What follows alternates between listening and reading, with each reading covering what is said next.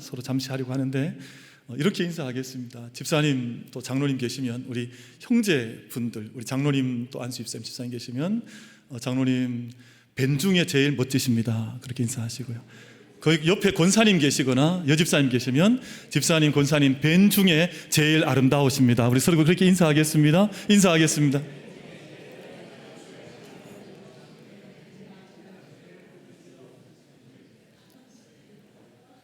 혹시 주일 아침에 거짓말 하는 것 같으세요?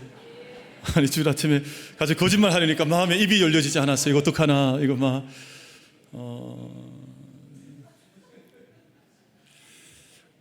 우리 오늘 하나님의 은총 예배 자리에 나왔는데 아마 지난 한 주간 동안 다들 쉽지 않은 한 주간을 또 걸어오지 않으셨을까 생각을 하는데 세상이 대단히 분요롭습니다. 세상에 일이 많고 또 온도는 매일같이 이렇게 정점을 또 기록을 하고 있고, 또 주변에서 들려지는 이야기들은 어제 뉴스에 보니까 대구 시내에 장갑차가 배치가 되었다, 어제 그렇게 이야기를 뉴스에서 제가 봤거든요. 이게 워낙에 험한 일들이 많으니까 대구에는 그 군인들이 시내를 좀 지킨다, 뭐 이런 뉴스를 봤는데 참 요즘 뉴스도 참인지 거짓인지 잘 모를 것 같아요. 뉴스가 참말인지 거짓말인지. 근데 얼마 전에 그 서구에 있는 한 언론사에서, 유수한 언론사에서 지금 기후변화를 이겨가려면 한국을 배워야 한다, 이런 기사가 났어요. 그 기사가 왜 한국을 배워야 되냐 하면 한국 사람들은 평소에도 찜질방을 이용한다 이러더래요.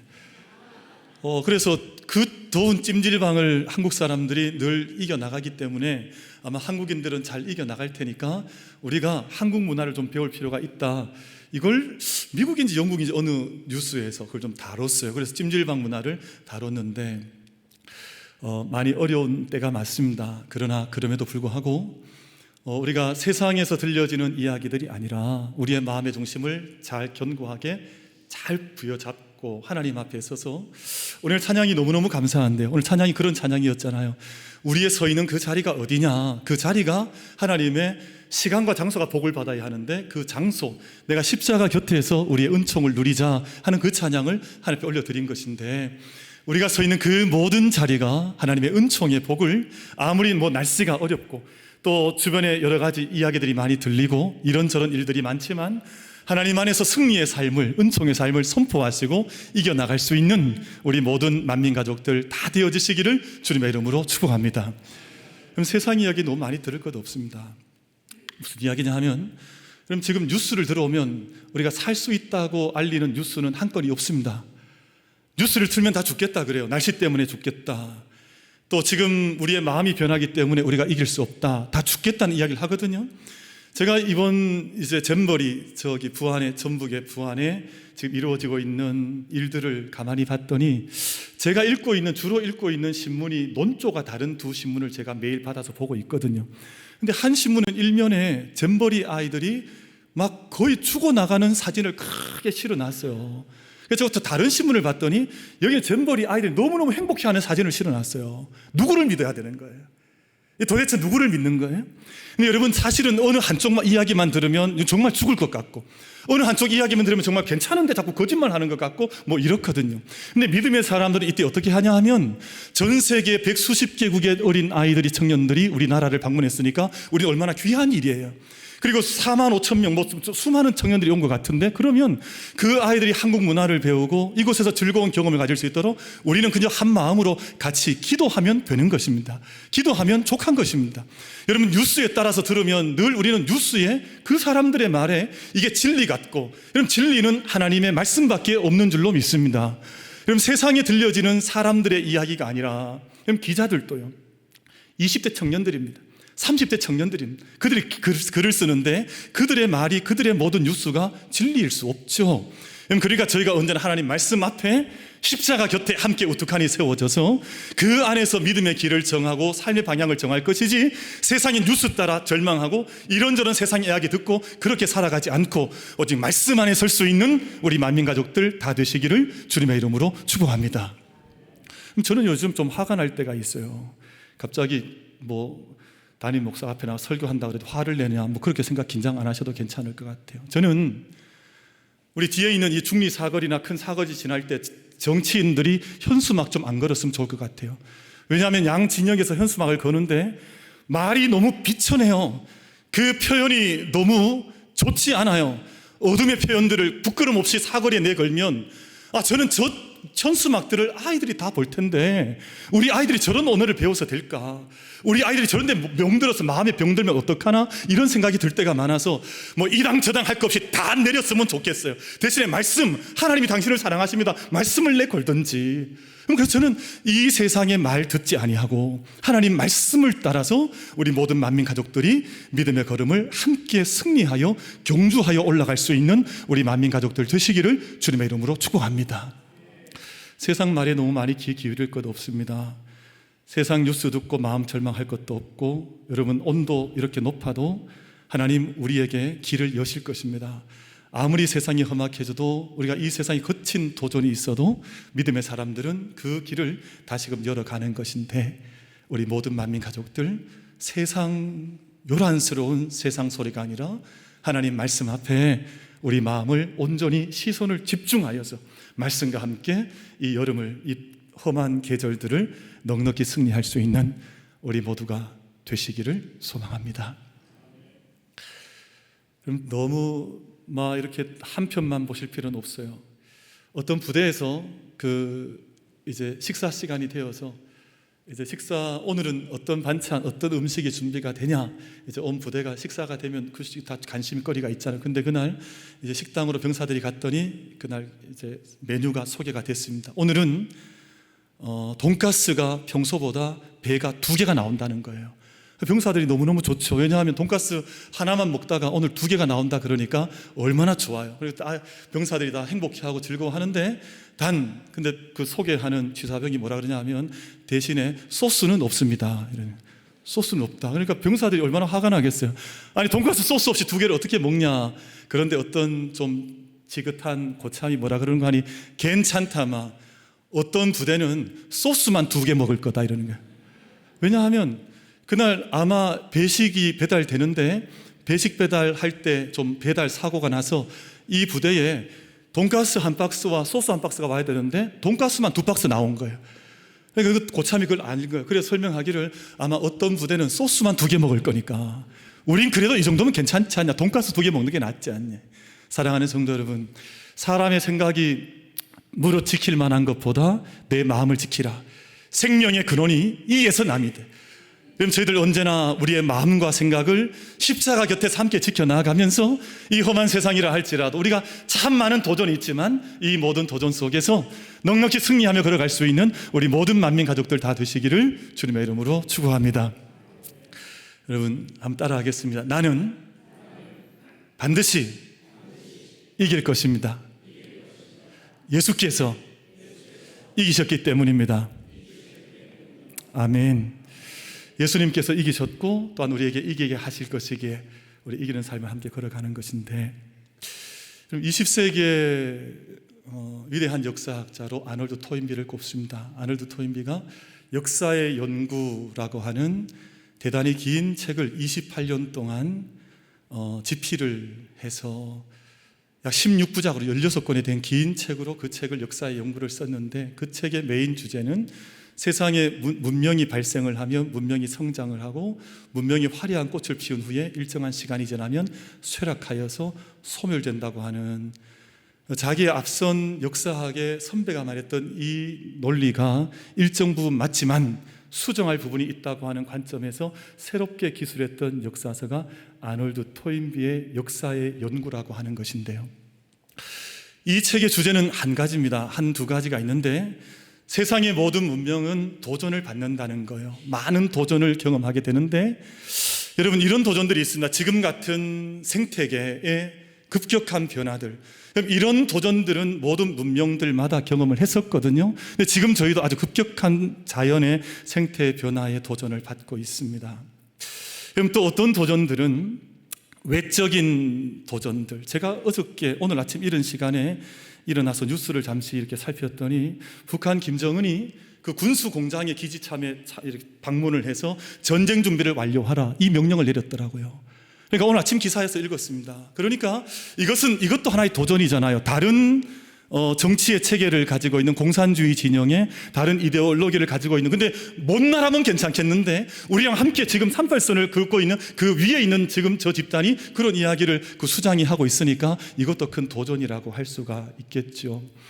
그럼 그 외에도 우리 내적인 도전들이 있습니다. 정치인들, 지도자들의, 또 종교 지도자들의 타락과 어려움들, 이 모든 것들도 다 도전이죠. 사실은 모든 문명마다, 한 인격마다, 교회마다, 가정마다 도전을 받는데, 그럼 최근에 미국에서 여러 가지 발표들이 나왔습니다. 지난주 목요일이었었는데요. 지난주 목요일 27일에 미국 뉴욕 본부에서 유엔 사무총장께서 어떤 발표를 했냐 하면, 아마 보신 분 계시리라 생각을 하는데, 이제는 지구온난화 시대는 끝이 났다. 지금은 지구가 끓어오르는 시대가 되었다. 영어로 표현하면 이제는 이 시대가 글로벌 워밍, 단지 온난화, 따뜻한 시간을 지나서 이제는 글로벌 보일링, 이런 보일링이라는 보일러라는 말이 있잖아요. 그러니까 지금은 지구가 펄펄 끓는 시대로 들어왔다는 것을 유엔 사무총장께서 2, 3일 전에 유엔 뉴욕 본부에서 이 발표를 했습니다. 이것도 엄청난 도전이죠. 어떻게 하실 겁니까? 그럼 지난주 유네스코에서 학교에서 스마트폰을 금지해야 한다는 내용의 보고서를 발표를 했습니다. 스마트폰이 전 세계인의 손에 들려진 것은 이제 15년 남짓 되지 않습니다. 정말 기가 막히고 놀라운 것은 전 세계를 스마트폰이 점령했습니다. 이제는 어른들이나 아이들이나 할 것 없이 스마트폰에서 해방되기가 쉽지 않은데요. 근데 문제가 있습니다. 미국에서 질병통제본부에서, 미국 질병통제예방센터에서 발표한 보고서에 따르면, 미국에 있는 여학생들, 10대 여학생들 5명 중에 3명은 심각한 정신적 우울증을 겪고 있다고 해요. 그리고 1명은 자살 충동을 느끼고 정상적으로 살아가는 아이는 하나밖에 없다는 거예요.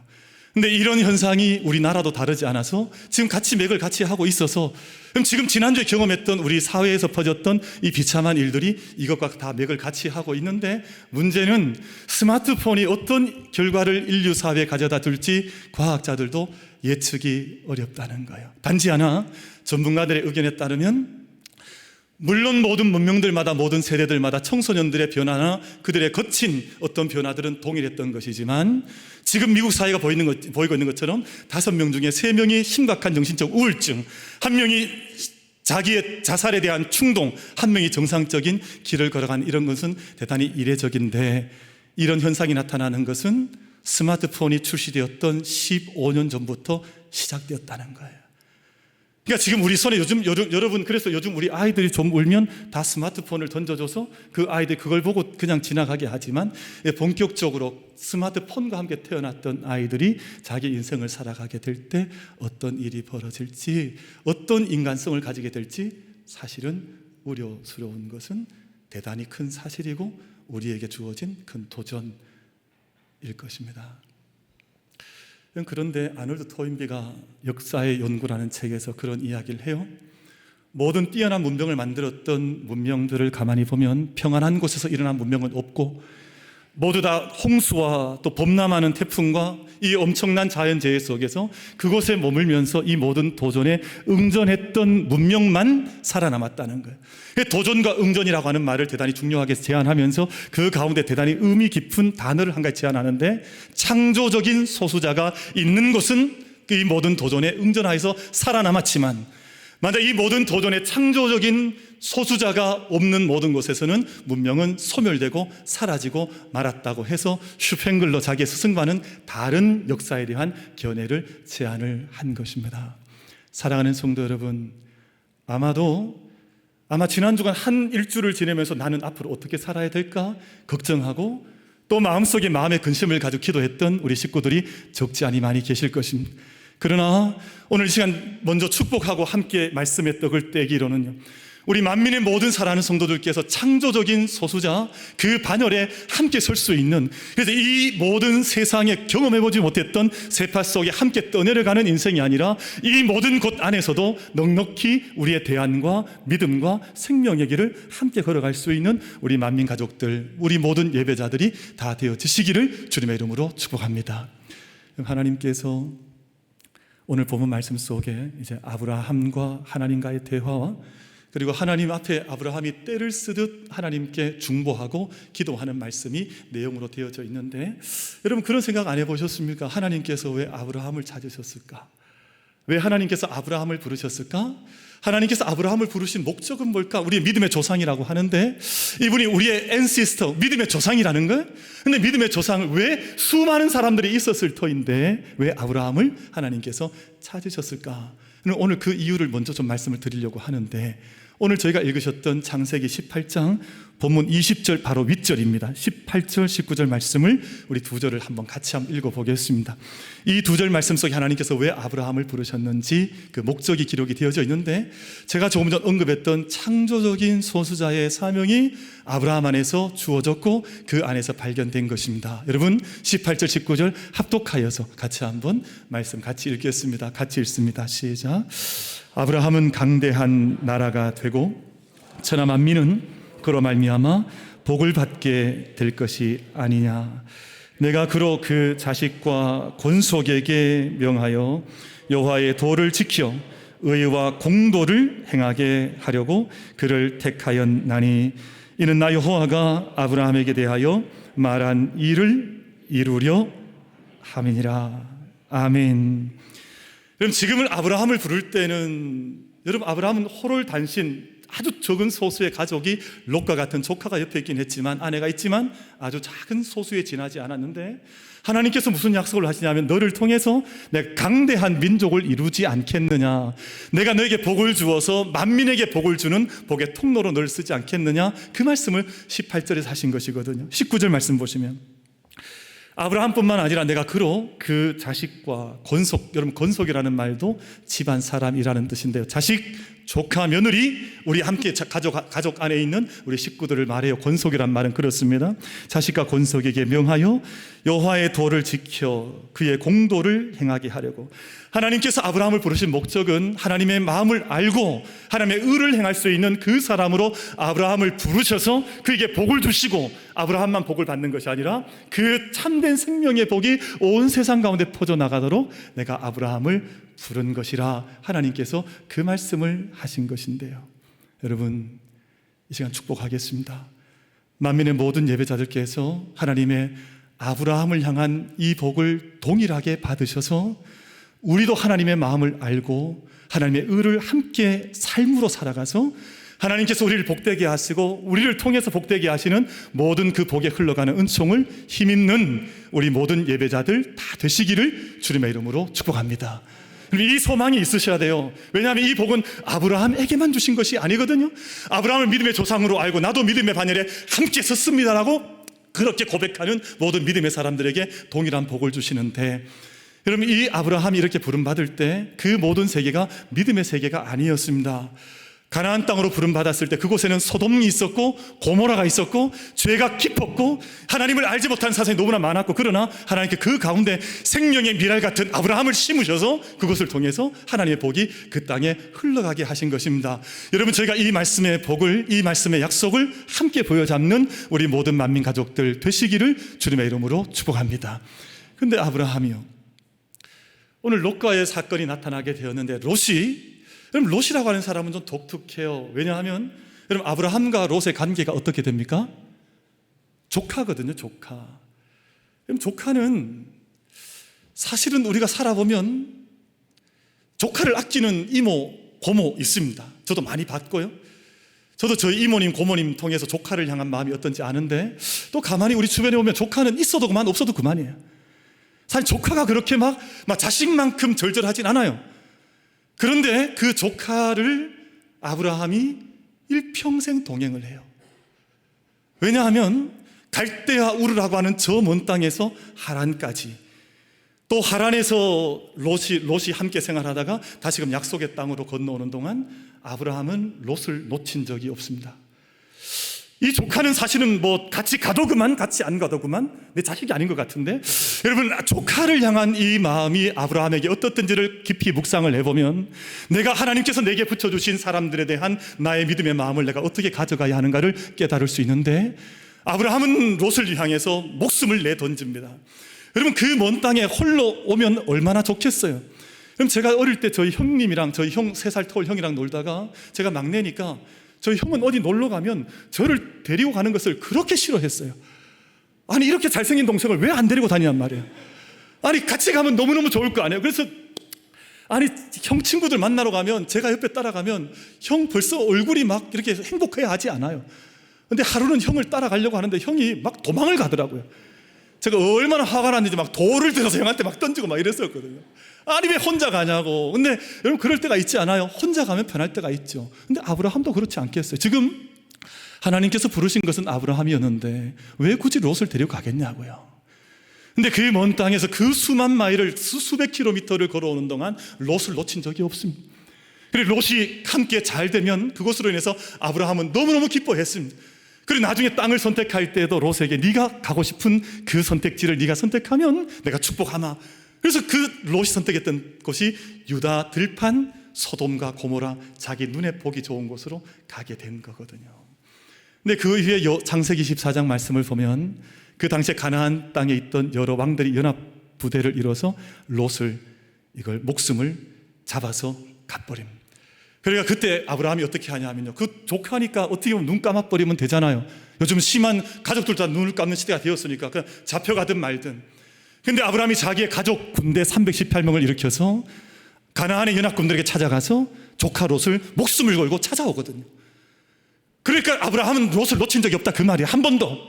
그러니까 언제나 아브라함을 지키기 위해서라면 자기의 생명을 걸고 목숨을 걸어서 이것을 지키기 위해서 힘을 썼던 사람이 바로 아브라함이었는데요. 근데 오늘 우리가 집중하는 것은 오늘 본문 말씀인데 창세기 18장 말씀에 보면 소돔과 고모라가 멸망할 심판받을 지경이 되었습니다.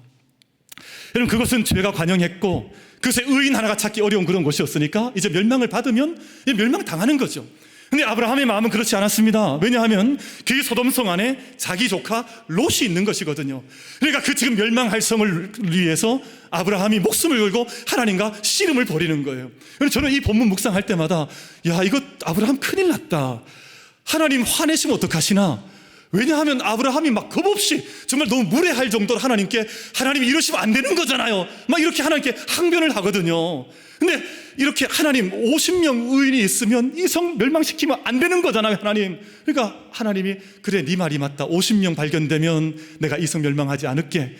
근데 아브라함이 좀 마음에 조급이 났는지 하나님 45명 의인 있으면 이 성 멸망시키면 안 되는 거잖아요. 또 따지는 거예요. 하나님 정의롭다면서요.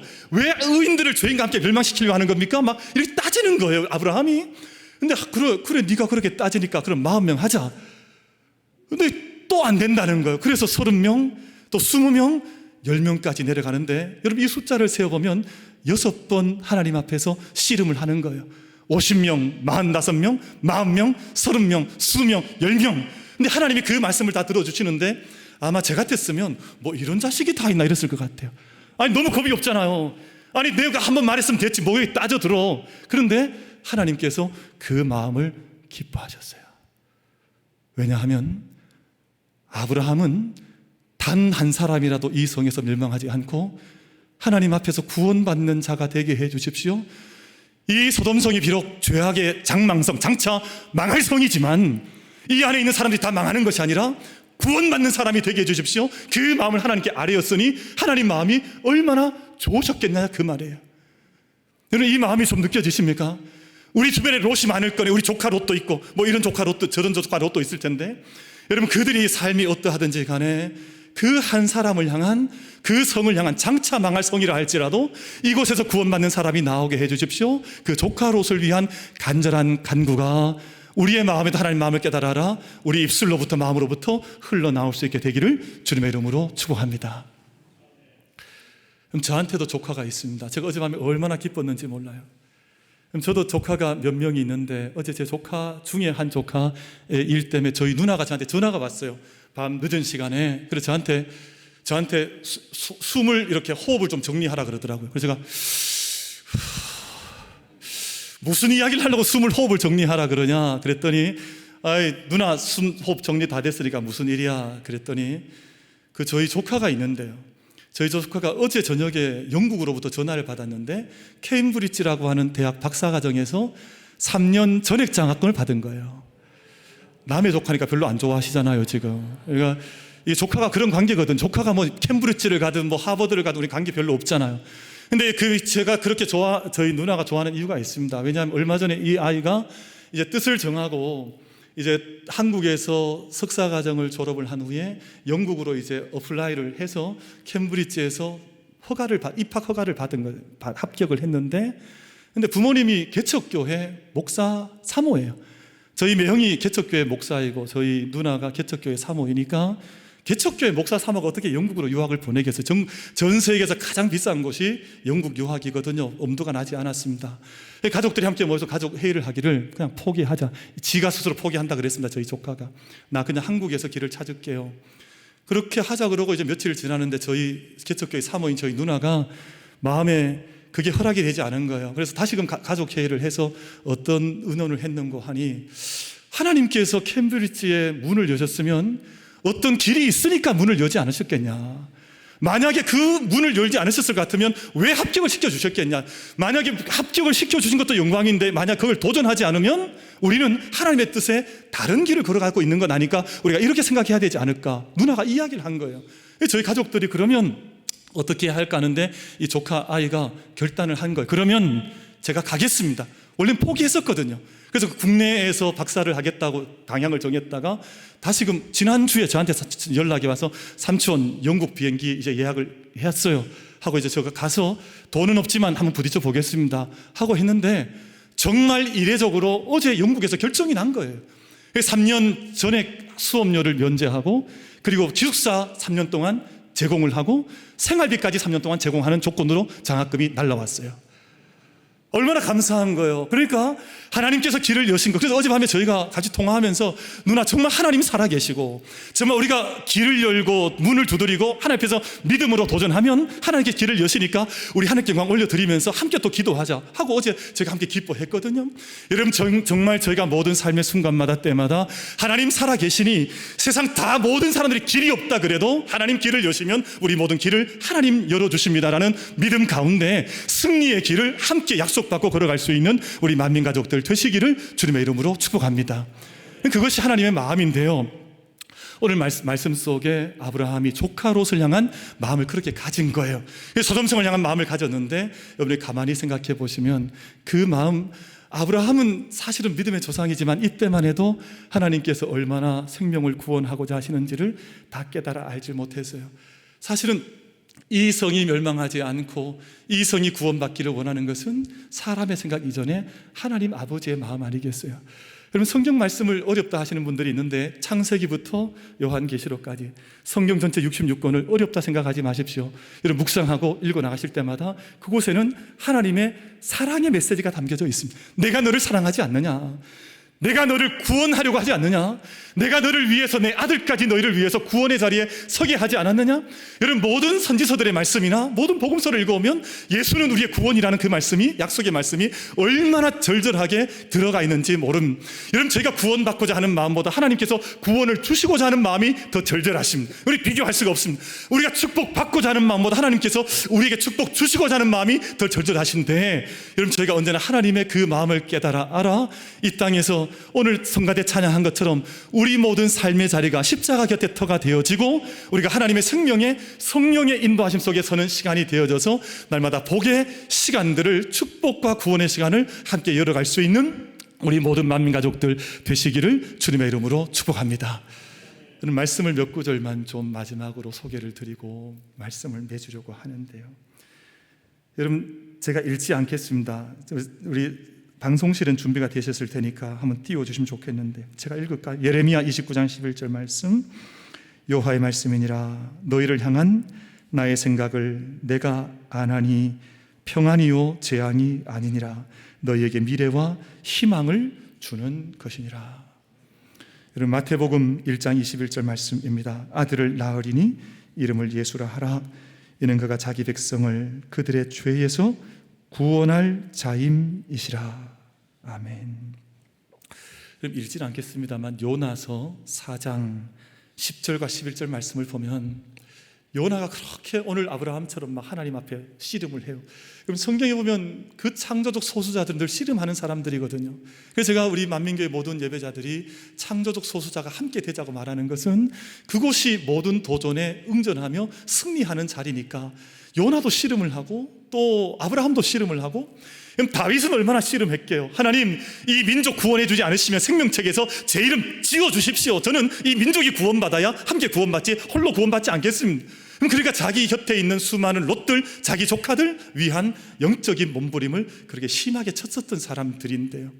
여러분, 저희들 다 함께 오늘 저희들 정말 창조적 소수자가 되어서 지금 곁을 보면 다 위기의 때지만 또 이 안에도 하나님께서 기회를 여시고 모든 것들이 어두워져 가는 것 같지만 이를 통해서 하나님께서 빛이 무엇인지 우리 가운데 가르쳐 주시고, 모든 사람들이 소망이 없다 말하지만 이 가운데 어떤 사람들이 소망의 길을 써가는 것인지 오늘 아브라함의 이 소돔성을 향한 몸부림을 통해서 창조적 소수자로 내가 응답할 수 있겠느냐, 이 말씀을 주시고 있습니다.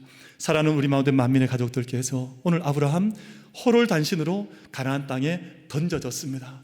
그러나 그 땅을 아브라함은 믿음의 땅으로 개척해 새로운 땅으로, 적각 뿌리 흐르는 땅으로 변화시켜가는 그 창조적 소수자가 되었습니다. 아마 가정이 힘든 분들 계실 겁니다. 아마 남편과 아내의 문제, 부모님의 문제, 자식의 문제 얼마나 많겠어요.